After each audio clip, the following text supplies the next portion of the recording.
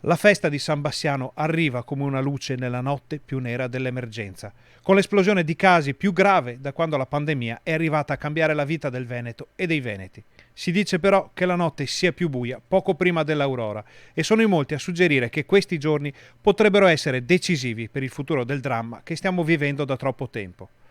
Giorni decisivi, boom di casi, parole e concetti che portano le persone a vivere con grande cautela e attenzione la propria quotidianità, diradando le uscite e i contatti, rinunciando magari a una cena con gli amici stasera per poterla godere più appieno fra qualche settimana. Parole e concetti che però non fanno leva a Bassano, dove l'amministrazione di Elena Pavan ha deciso di tenere in presenza la cerimonia delle premiazioni della festa dedicata al santo patrono. E allora via, tutti con il Super Green Pass e le FFP2 nel Teatro da Ponte, per l'occasione a capienza ridotta e con la durata della cerimonia concentrata al minimo.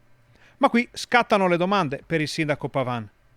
Perché un anno fa la stessa cerimonia si è svolta in modalità virtuale, in una fase molto meno violenta della diffusione del virus?